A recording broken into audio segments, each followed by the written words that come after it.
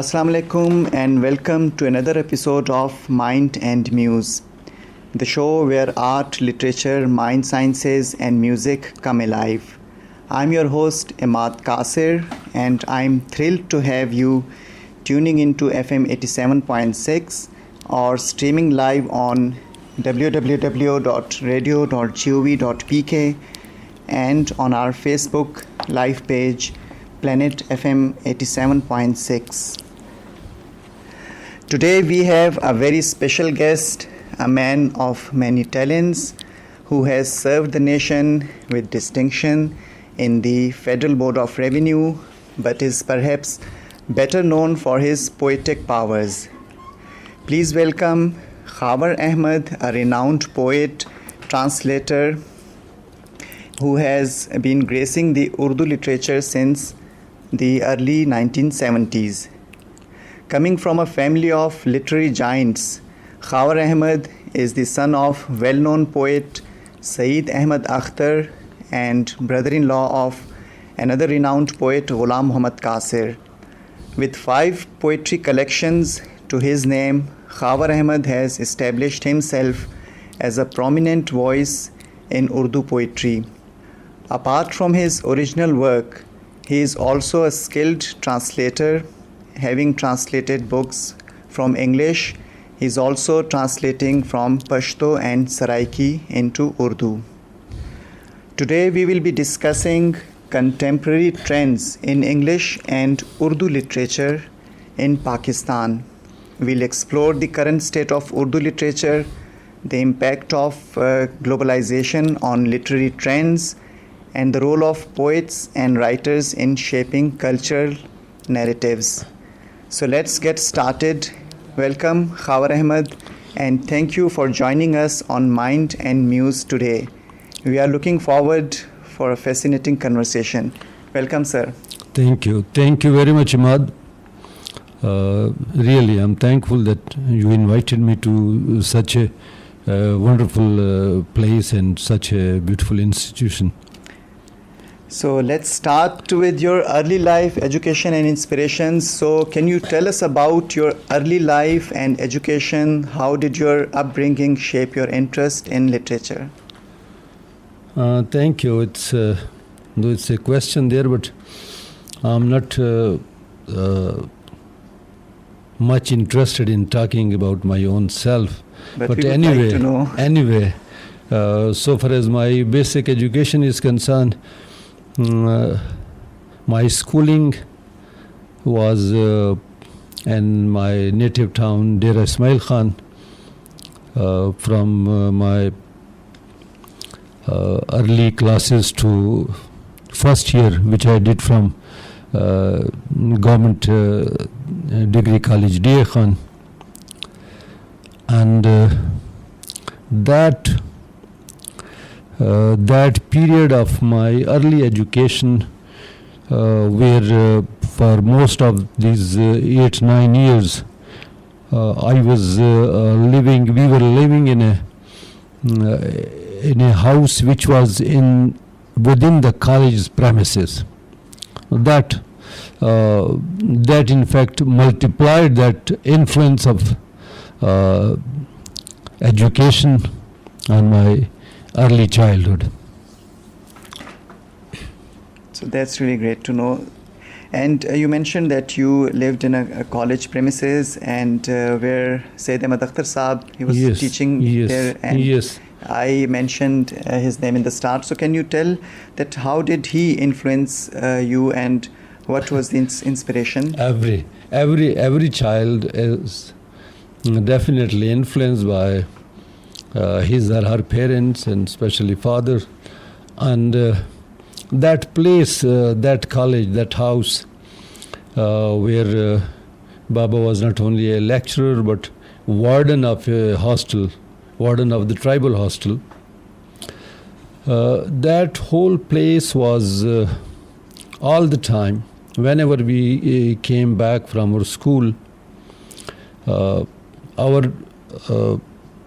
drawing room, or the way we used to call it Batak,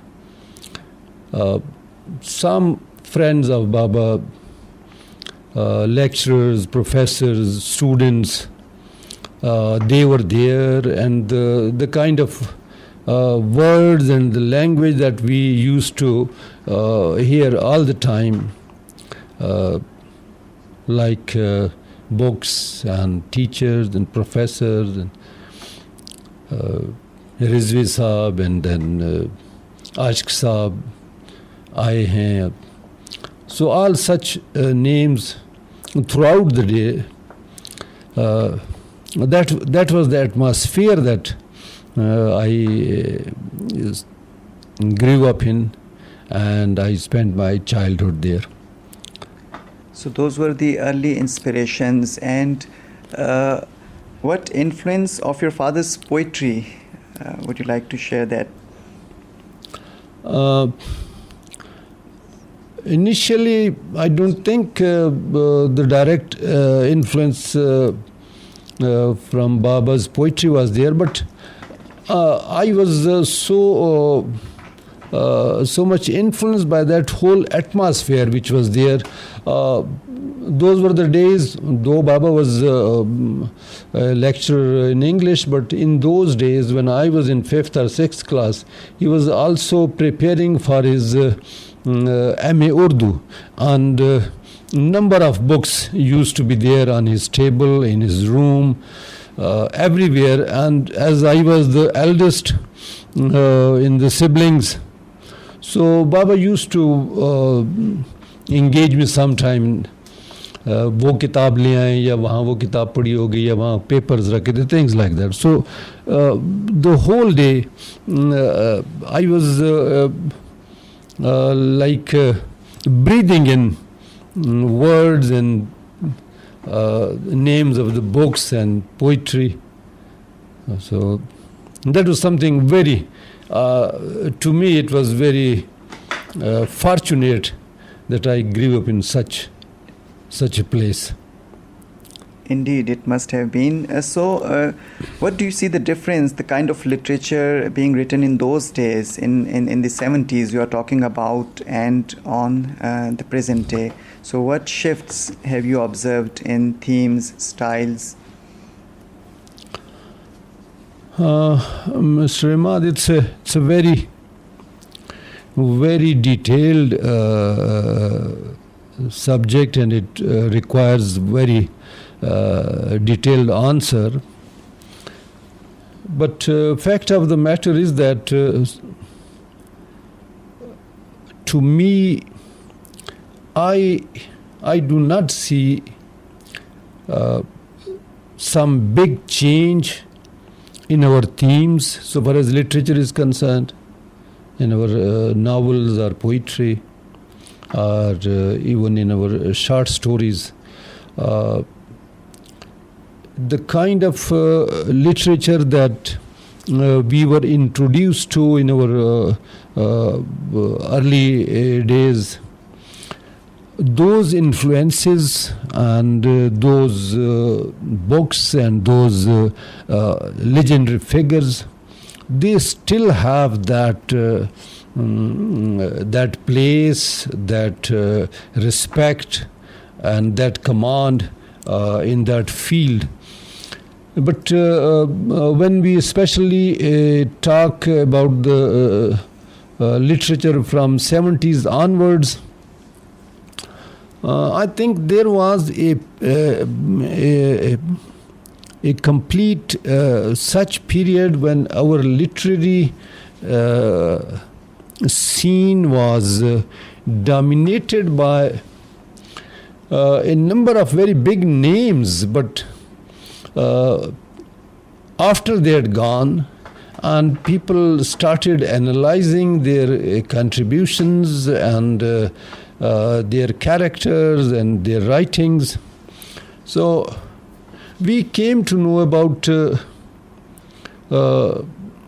so many stories, so many interviews and things which were in fact not in the real sense literary.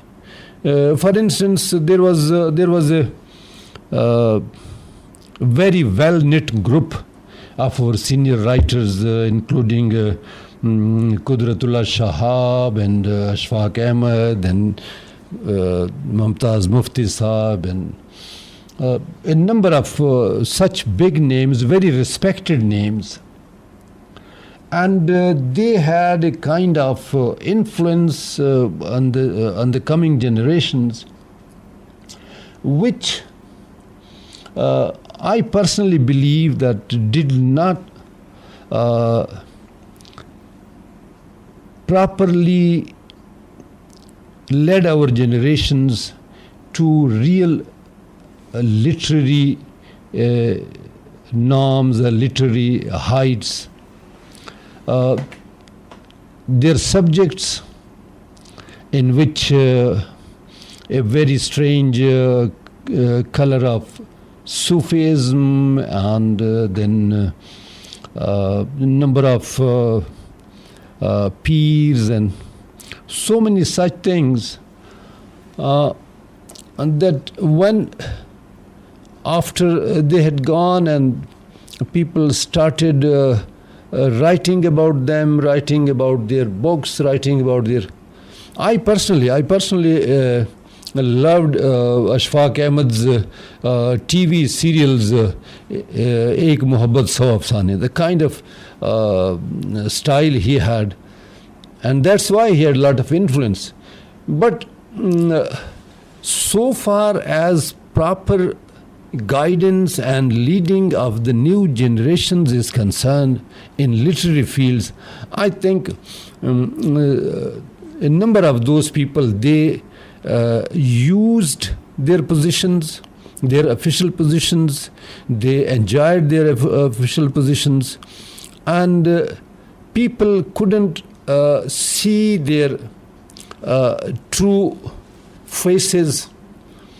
And after, when things became a little clear, and thanks to the social media and so many other things, when things became clear, now people have started talking about them, though even today Shahabnama is one of the most popular books that we have. Even today, Ashfaq Ahmad's stories and Banu Qudsiya's quotations, you see everywhere. Their influence is there. But now, because of the influence of social media, which is something we never saw in our early days, because of that influence, now people have started talking and people have started using their right to know things from their own perspective and from the basics. Now at this stage, that was a complete period of more than 2 or 3 decades, and now I think there are other people and other names that are coming to the front, but that influence, which I think was not very positive, is still there. I am your host Imad Kasir, and we have with us Khawar Ahmad.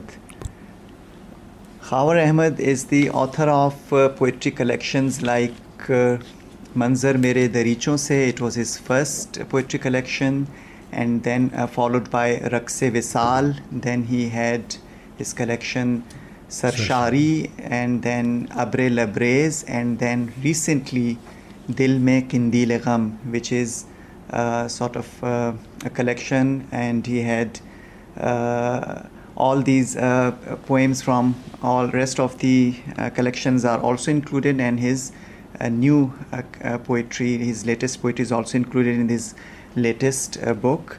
So, sir, how do you see the relationship between, what do you see, what do you think contemporary Urdu literature is more diverse and experimental than it was in the past?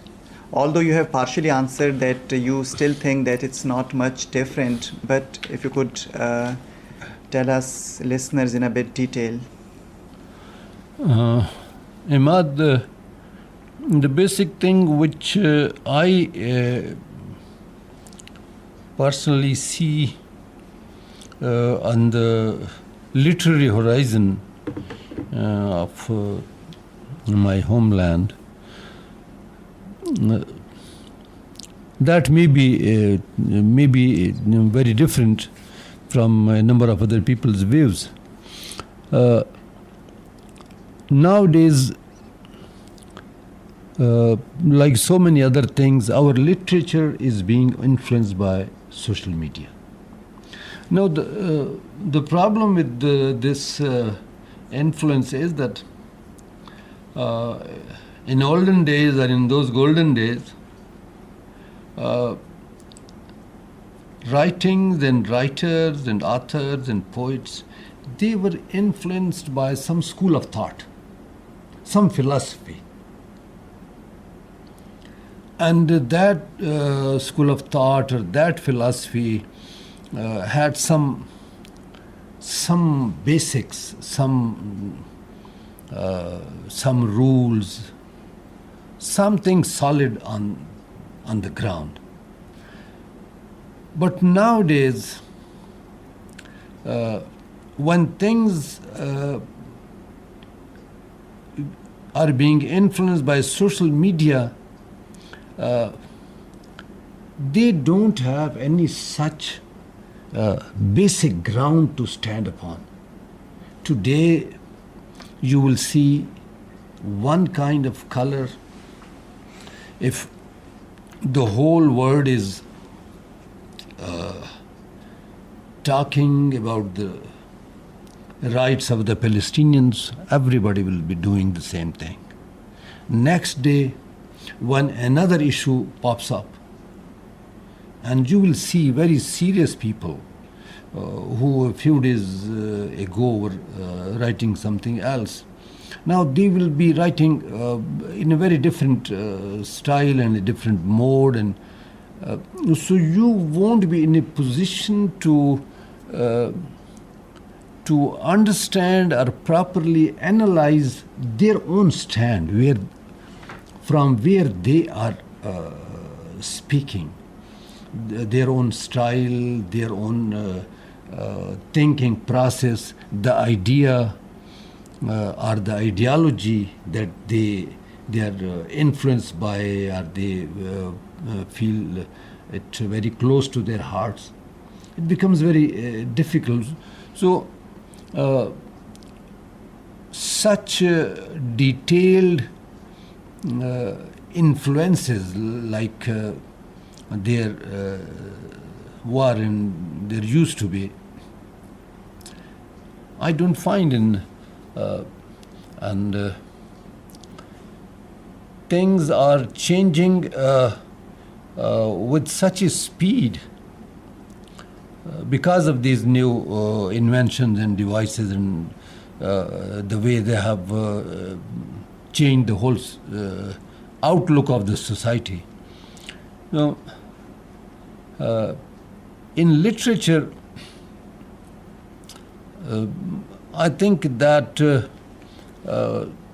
steady going style and that deep thinking and number of readings that you used to give to one book, and the number of books that you used to write before writing even an article, and number of books that you used to read to understand properly the connotations of one single word, whether you were using it in poetry or you were using it in your prose.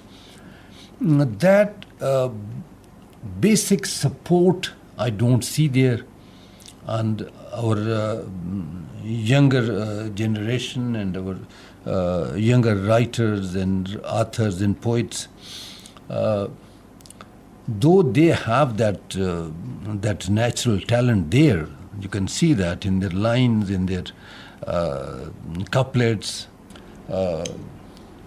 some sort of people there as a group or somewhere in universities or colleges. And that was the period in which pioneers of English poetry in Pakistan like Tawfiq Rafat and Dr. Daud Kamal came in. We came to know about such things at Peshawar University, where for a short period of time I was a student of Masters in English, and Dr. Daud Kamal was our teacher there. And there's no doubt the way he used to talk about poetry and about his poetry. And in those days, one of his very famous books, he had translated some couplets from Ghalib in a book named Reverberations. And students in the university and in his class and in that department loved his poetry, the way he talked about his poetry, the way he talked about so many other things. But when we say that, what's the relationship of English poetry with Urdu poetry? I personally believe that the quantum and the number of books of English poetry by our Pakistani poets, that number is so insignificant, so small a number, that talking about English poetry's influence or its effect or its impact or its future in Pakistan, I don't think it's... yes, one other thing, there are a few such names like Alamgir Hashmi and Zulfikar Ghaus. But with reference to English poetry, I think these names are more important. These names have more influence, and they can show more influence because they are the people who are living outside this country, in their themes, the love for their country, why they are living outside, that the whole diaspora of, and they are relevant in that diaspora, their voices. And if today our young English poets who are living outside and they are writing something, and in their writings we see some reflections of our own country and our own culture and the issues and the problems that we face here and the issues and problems that they have faced, they do have a relevance. But people like Tawfiq Rafat and Dr. Daud Kamal, they're very, very respectable names. But in a country where our literary, what we call it, the number of students, the number of boys and girls that we have out of schools. So in such a country, we on which grounds we talk about the good or bad impact of English poetry? To me, it seems a bit strange. बुझे चराग तो बुझने लगा था दिल खावर, सो मैंने रख दिए जुगनू हवा के रस्ते में. It was a famous couplet of Khawar Ahmad Sahab. And sir, how do you think Pakistani literature is perceived globally? Are there any challenges or opportunities that Pakistani writers face in getting their work recognized internationally? Thank you, Imad. Another such question.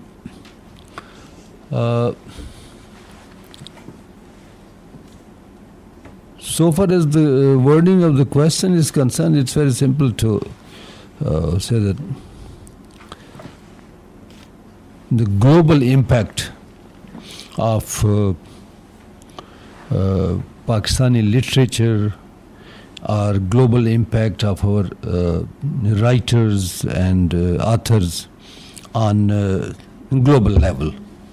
It's a very big claim, but if we try to analyze it, the first question that I ask myself is that how many good translations, quality translations of our legendary writers of Urdu language, like Quratul and Haider and like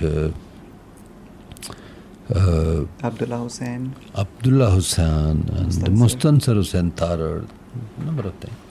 How many good translations, not only in English, when we are talking of something at global level, though English is no doubt an international language, but there are other big languages and they have their own areas and regions where they have more influence than the English language. So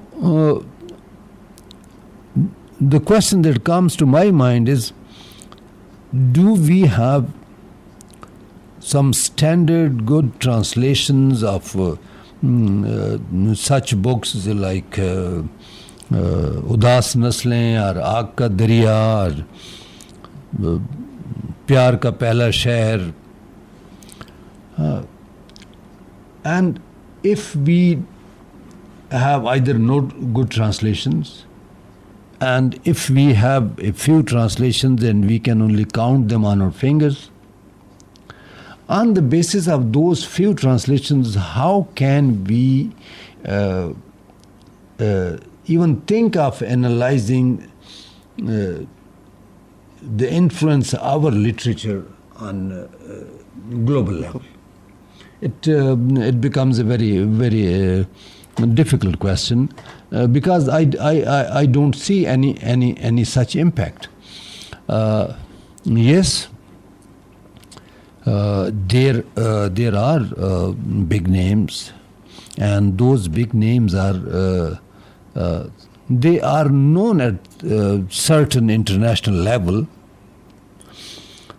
But when we are talking of influence of some book or some novel or some poetry collection, its impact on global level, it means that we are talking of thousands and thousands of translations in number of languages in the world, and our those translations are available anywhere in the world, and there is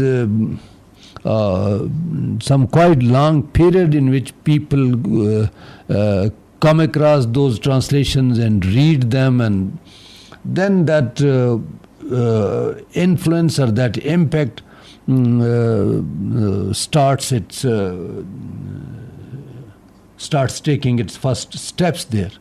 So when that basic first step is not there, we don't have that kind of translations, and we have not properly showcased our such big names at international level.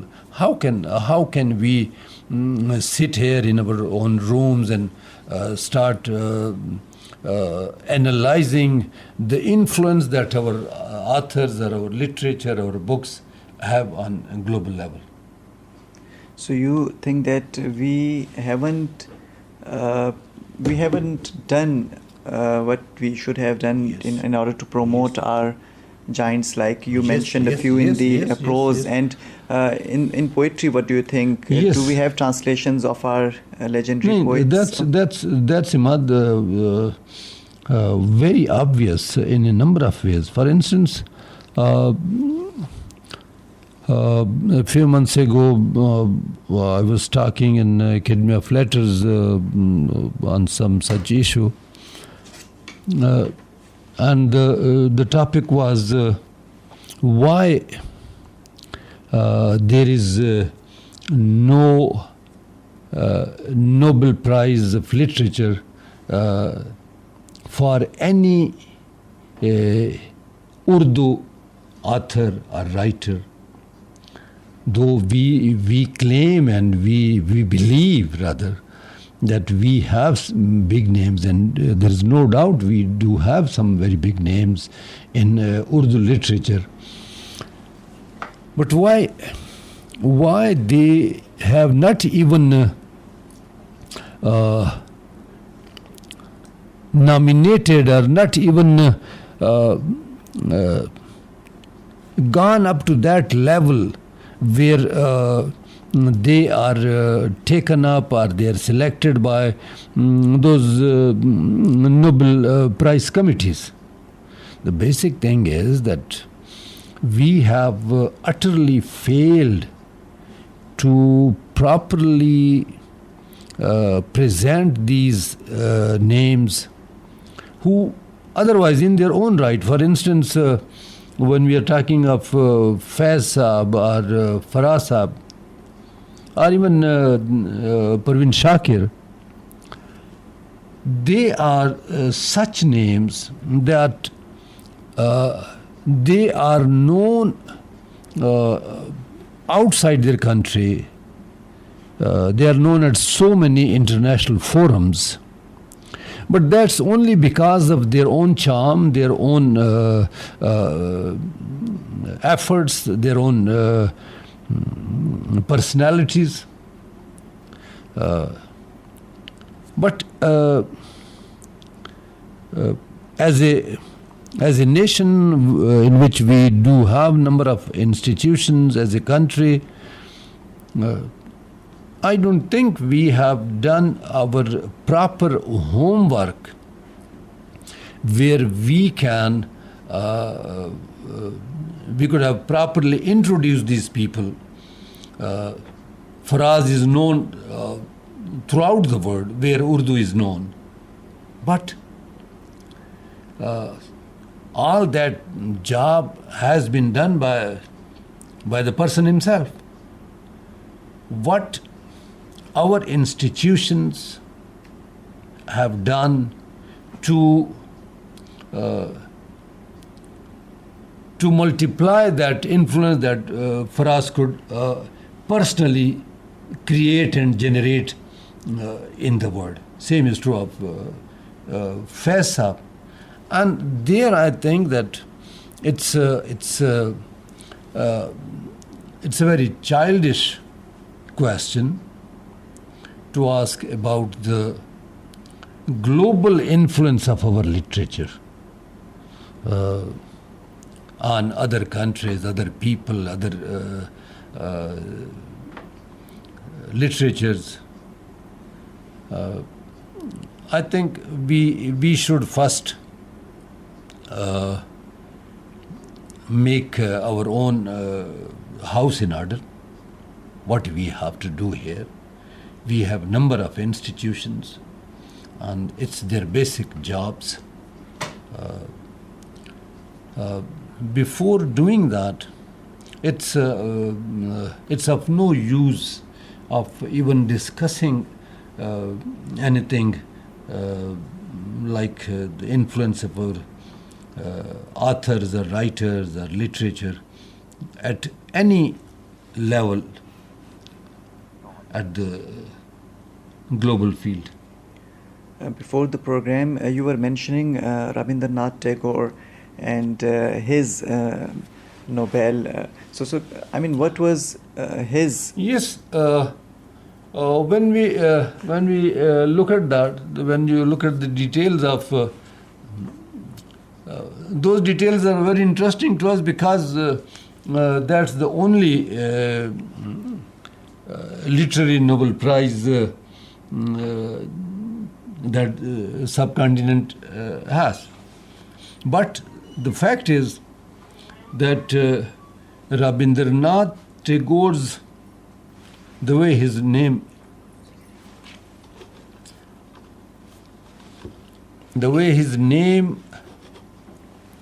now this name Tagore, this is not an Indian name even. It was converted from Thakur to Tagore by some English-speaking people. And at that time, not only that Rabindranath Tagore was writing a number of things in English, he had a number of people who had influences and some connections in European capitals and European literary capitals where Rabindranath Tagore's name could be introduced. So the basic thing is why we could not do such jobs for even Allama Iqbal or then for Faz. And another very very important thing that comes to my mind is that so many other literary Nobel prizes in literature that we see are most of them are for fiction writers. All right. And I personally believe that translation of a novel or a short story may not be that difficult as translating any piece of poetry. So translating Iqbal or translating Faz, their poetry with that quality and with that style that can be presented at international forums, like we have this Nobel committee. So I think these are those basic things which we have to do at the first level, at our own place, at our own house, in our own institutions that we have made for the purpose. And after that is done, then we may think of taking the other step. पहले मैं देख देख पढ़ता था, फिर उसे याद कर लिया मैंने. Khawar Sahab, do you think poets and authors have a responsibility to shape public opinion or raise awareness about social issues? How can they effectively use their platform? Imad, a few minutes ago we were talking about influence of the Khan College's atmosphere on my bringing up and all that. It was in that childhood days when Once when on radio I heard a song which was very melodious, and I loved it, and I was singing with that singer, and probably it was in Rizvi Saab's house. And when Rizvi uncle crossed me, and I said, "Uncle, it's such a melodious song," and he too heard that song. Karar lootne wale karar kotar se. It is very, very melodious tune. Karar loot.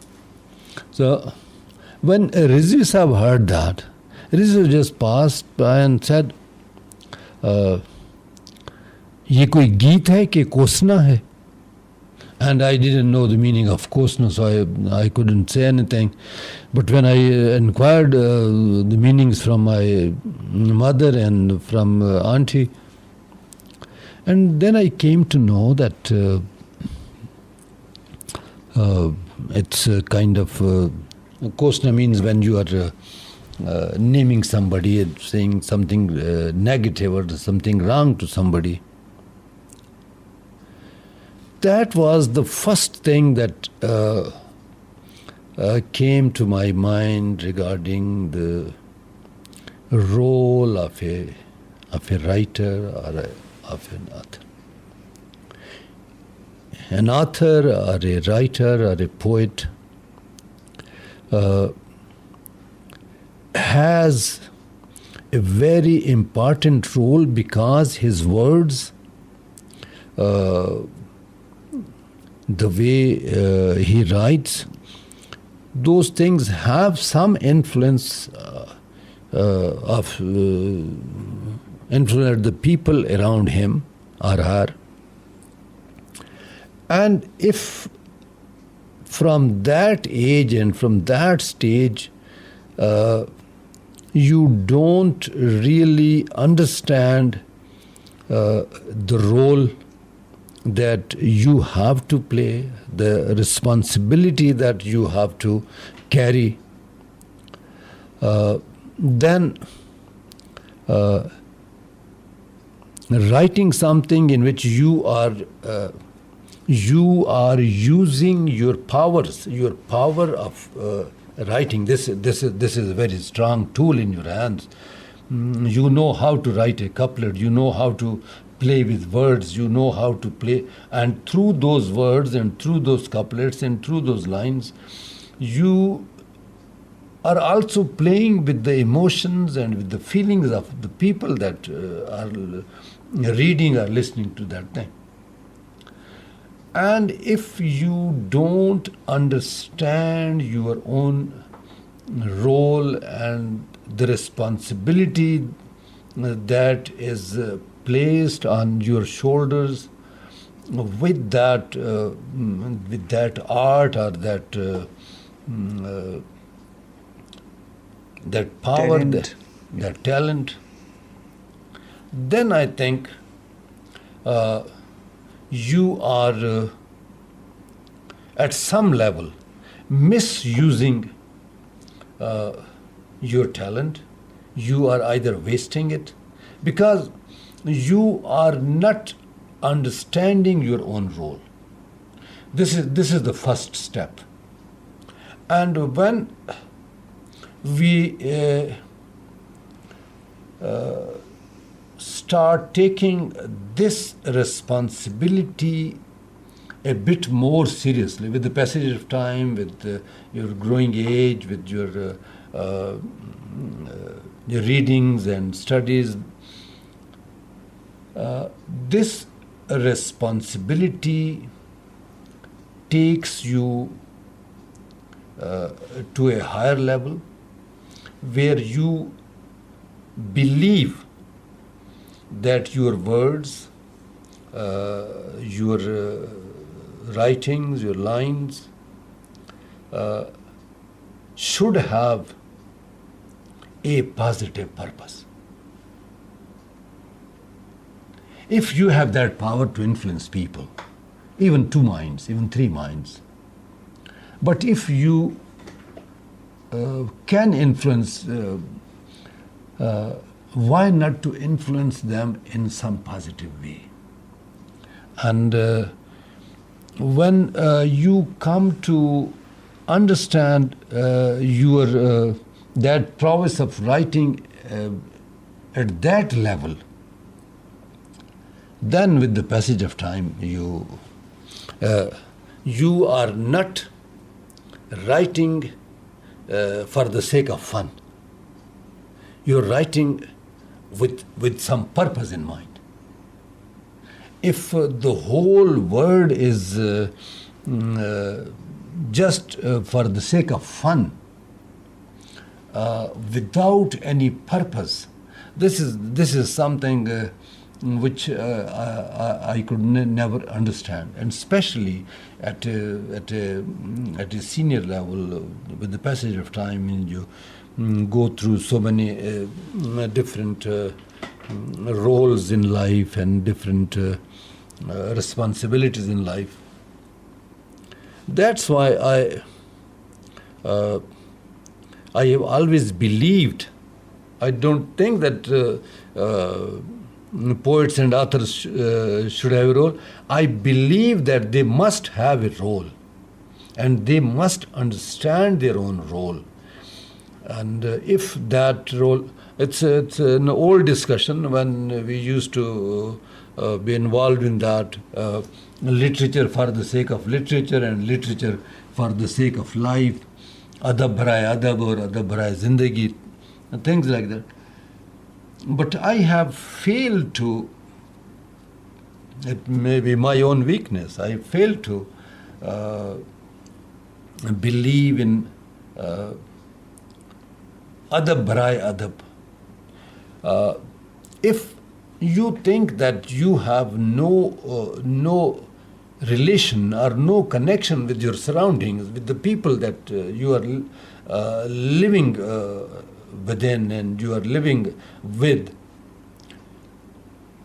if at some stage you start believing that you are something different, you are living in your own world, in your own universe, and you have nothing to do with the people around and with your surroundings, then maybe literature for literature has some value for you.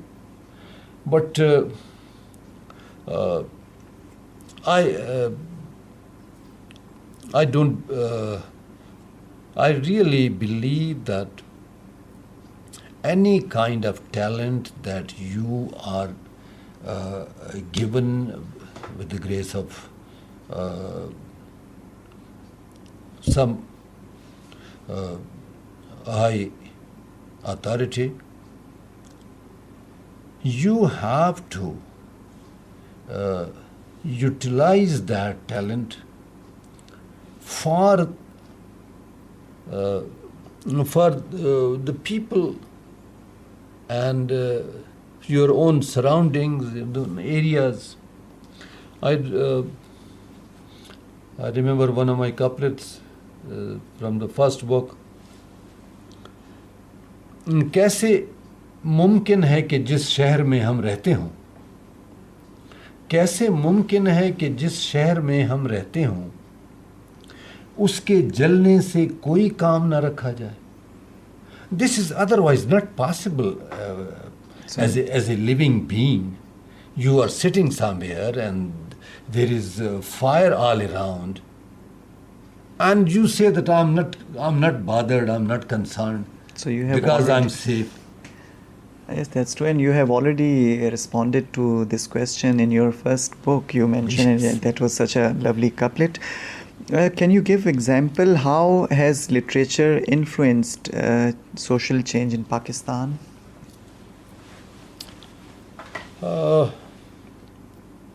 I think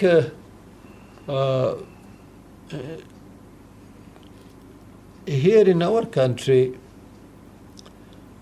we have not as yet gone to those heights with our literature and our literary works that could have really influenced some big political change. Only such big movement that we can see in our literary history here, literary history of the subcontinent, that's the progressive movement of 1936, that so many stalwarts of that time and big names that joined hands together, and then their influence came down through so many decades, and that was a real big influence that affected coming generations too. But at present and in the recent past, such influences and this job has been snatched from, I think, our writers and authors by the social media. It's the social media now that is influencing our young minds. And so don't you think that in this digital age and with this social media, the role and responsibility of the authors and poet has increased? Yes, it has increased. It has increased manifolds, and it has increased because now they have so many platforms, so many different platforms. There was a time when we had only books, and even those were not available at all the places. But now our thinking minds, our writers, our poets, they have such a platform that you write a few lines now, and within seconds you can send them out on the waves to the whole world. This new power of this new mediums has given you more power, and the more power you have, the more responsibility you should carry.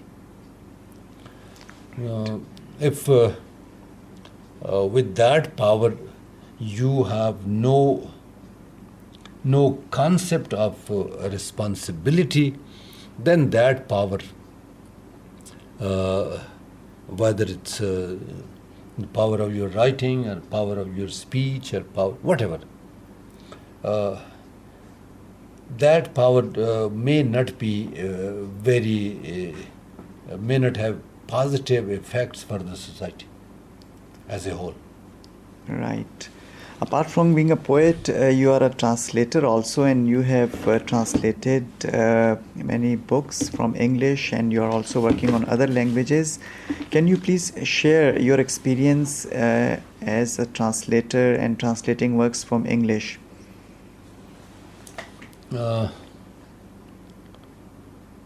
Thank you that you brought me to the topic of translation.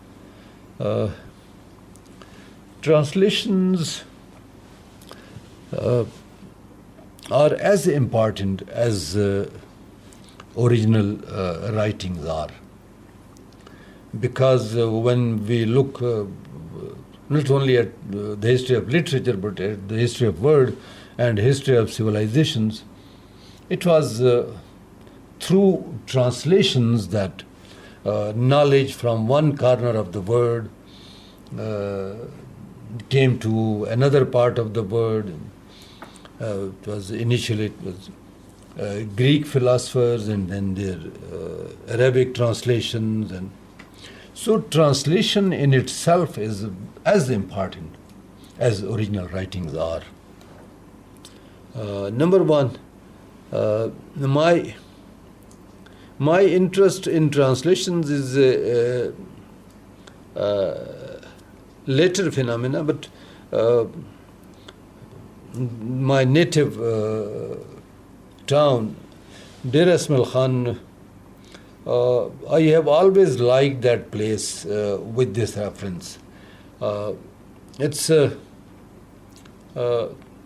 multilingual city, and even if you are speaking in some marketplace, or if you go to a university or college, even in colleges and in universities where there are literary functions, Urdu poets are there, Pashto poets are there, Siraki poets are there. In a number of occasions, in marriage functions, you will be hearing on the speakers Siraki songs as well as Pashto songs and Urdu songs. So Deir Khan has that. Deir Khan, if you are living in Deir Khan, the seeds of love of languages is sown in your heart, and you start loving different languages, different dialects. And when after Deir Khan, when I went to Peshawar University and Islamic College, there I saw another very important aspect of languages. Majority of the people, majority of the students in hostels, in the university, they were Pashto speaking, they spoke Pashto. But then you came to know about various dialects of that language. You could say that those two boys who are talking, they are Marwats, that group which are discussing something, maybe they are Khataks, and they are Shinwaris, and they are from Charsadda. And so you could differentiate, and you could understand the beauty of the same language, but after a few kilometers, you can see changes, and very beautiful changes. So I think it was from that source that this love for different languages came to me, and I.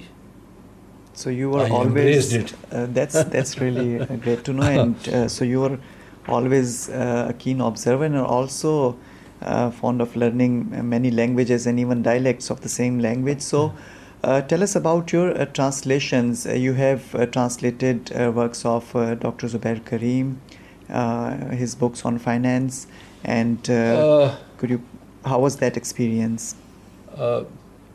Translating was a good experience, and it still is. I'm doing a little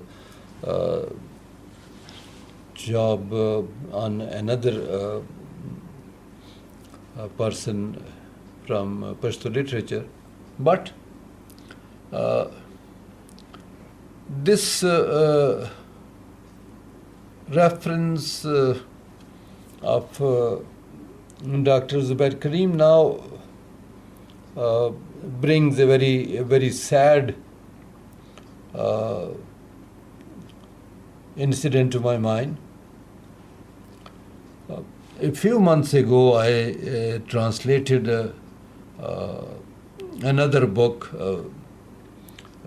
from English to Urdu, and this time I was told that he was looking only for an e-book, a digital book, and it's not going to be a printed physical book. So I said it's okay. But when I finalized that book and I sent to him in that PDF file, and a few days later I received a message from him that Mr. Khawar, I'm sorry to inform you that that planning of publication of that book has not gone the way I had thought. I talked to some people in Amazon and they said to me that we are not supporting Urdu. That is something very very strange and very new for me, because I was told that Amazon is supporting. Supporting means that they are under their name and under their emblem and under their admin, they do work on other languages, but they are not supporting Urdu. To me, it means that we have, or our institutions have not even bothered that. I didn't know it, and I would have not known it if a person who was into it and who was involved with this job, he told me, and with a very it's really unfortunate. It's really unfortunate because so far as I know, Urdu is one of the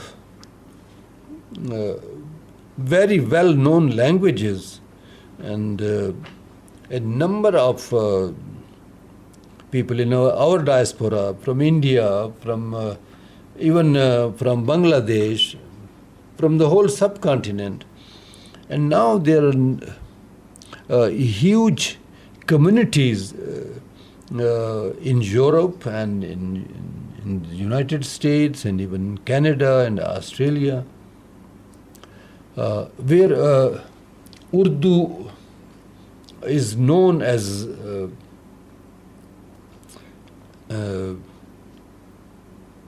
a proper language. But a number of our people from here who go to attend various functions and mushairas in different places, I never thought that an important platform like Amazon will say no to publishing Urdu under their name. Sir, you were discussing about the Urdu translations which weren't taken by the Amazon, and that was something serious. But let's discuss something about the future of paper books. And with the rise of e-books and digital media, do you think paper books have a future? How do you see the publishing industry evolving? Imad, here again we have gone way too forward in our question, because when we say that what's the future of paper books, now I think maybe if that question is asked somewhere in New York or in some such country, in some such European country where all the school students have their whole systems have shifted to e-learning and e-books and things. In that society or in that area, you can ask this question about the future of paper books. But I believe that here in my country, where millions of school-going boys and girls of school-going age are out of schools. Our more than 70% of our population is living in such kind of villages where they may not have seen a proper book even. And in that society, how can we say that e-books and e-education and digital books, and they are on the rise, and people have started discussing the future of paper books.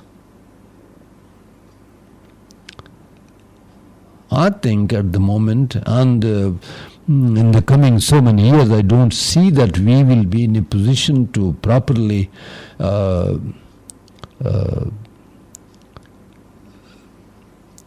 equip our educational system to provide these paper books to our kids, and so this is again a question of the West that has come here.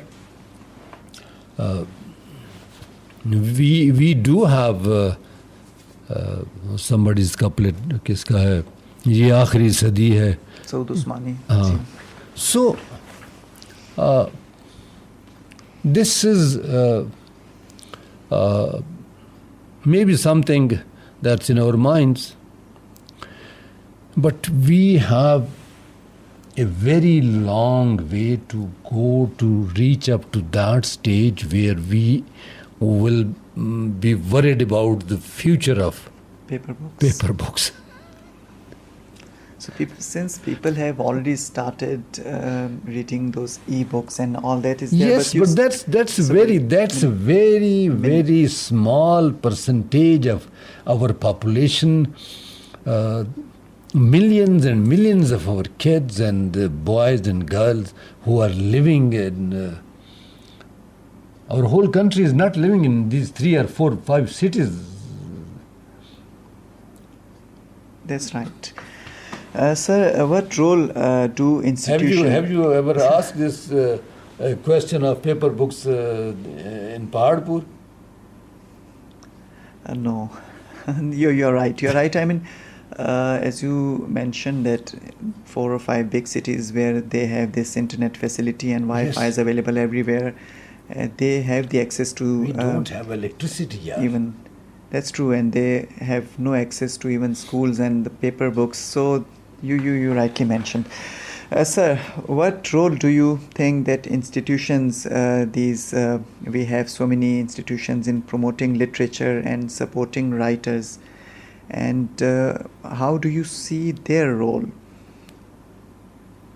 in supporting our writers and literature, and how can these institutions be more effective in nurturing new talent and promoting Pakistani literature?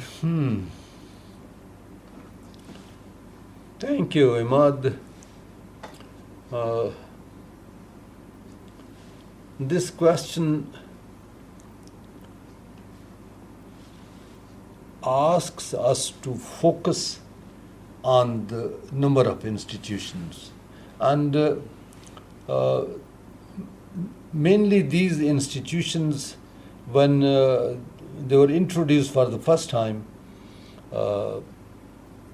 it was in Bhutto's era, when this Academy of Letters and this Language Authority and NAFDEC and all these things were, these buildings were coming up in Islamabad, and but this one incident which we were discussing regarding that Amazon thing. Now, though Urdu is spoken in a number of places, a number of capitals, there are communities, Indians and Pakistanis, but it's Pakistan's national language. And if Pakistan's national institutions like Academy of Letters or National Book Foundation, National Language Authority, now it has another name or a new name. If they do not take up this matter with Amazon, or they may not be in a position to take that matter with Amazon, because this will have something to do with the governmental bodies, maybe. Anyhow, this is the basic job of these institutions. When this issue came to my notice for the first time, I rang a very serious and very senior person in Academy of Letters, and I was very casually told that this maybe this issue pertains to either the language authority or this is the kind of seriousness about such an issue. Amazon is nowadays a very well-known platform in the world, and we are now talking about e-books and e-literature, and if at this age and this stage our main institutions who are supposed to promote literature, how you are going to promote literature when a platform like Amazon is not supporting Urdu books, and our institutions are not even sensitized about this issue. They don't even know that this is happening. So if this is the level of sensitivity of our institutions about their basic job, which is the promotion of literature, we are thinking of promoting literature through digital mediums, and we don't know anything that's happening to our Urdu books there. So when we say that, how can these institutions be sensitized and how can they improve their working, I think first of all some basic changes in their charters would be required, from where they can get some real powers to run an institution like an institution. If we are running institutions like family businesses, then they may not be in a position to do their basic job, the basic job of promoting literature and language. As we are getting closer to the end of our show, I would like to ask you to share some final thoughts or insights. Is there any key message you'd like to convey to our listeners, or a takeaway that you'd like them to remember from our today's conversation? I think I'm there are certain things which about which we have spoken very candidly and very openly. If you think you have missed any point in our earlier discussion, or you would like to share any other thought which isn't covered yet. Yes, Imad, there are a number of things that we should be talking about. For instance, we haven't discussed the role of our literary festivals that are becoming a norm. But in those literary festivals and through those literary festivals, if we are spending a lot of funds on them, if we are promoting our friendships, and if through those festivals we are promoting our self-interests, I don't think that that's a proper way of promoting literature. And even I was thinking about that word, this festival. Festival, when we translate, it's a mela, and mela is something for entertainment. Mela is something for entertainment of the masses. But when we say literary festival or Faiz Mela, so if we are giving it intentionally, we are giving it a color of a mela, which is more into entertainment and going farther away from the seriousness with which literature should be taken. So I don't think these literary festivals are doing the required service which is needed, which is very badly needed in a number of our areas. People do need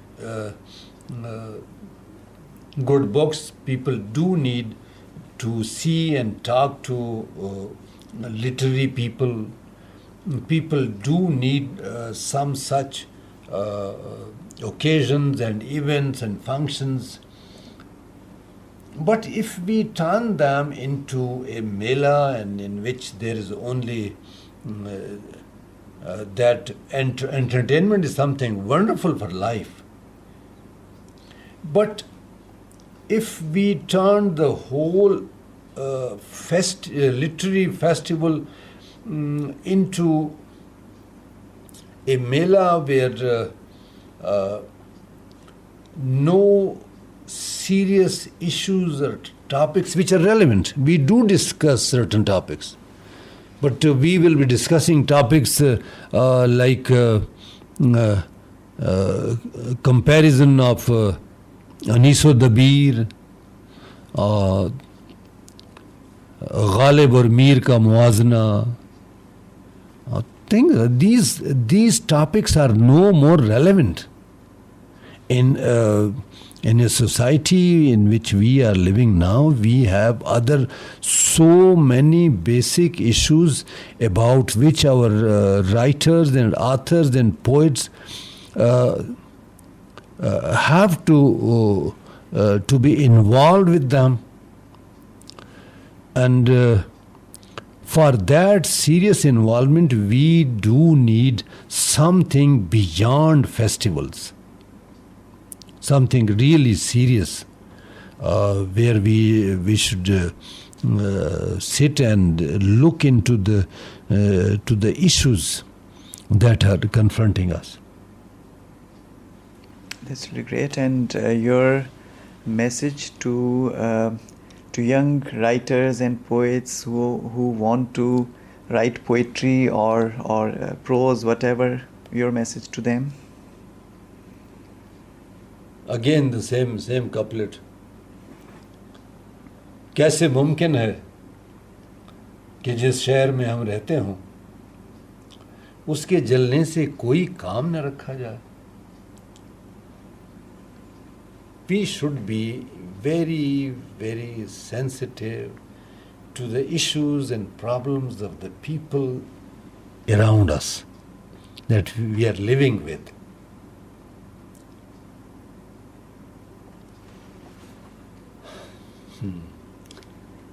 I think that's the basic thing.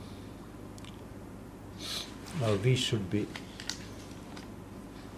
giving more serious time to our thinking and thought process about those people who are voiceless. We should become their voice.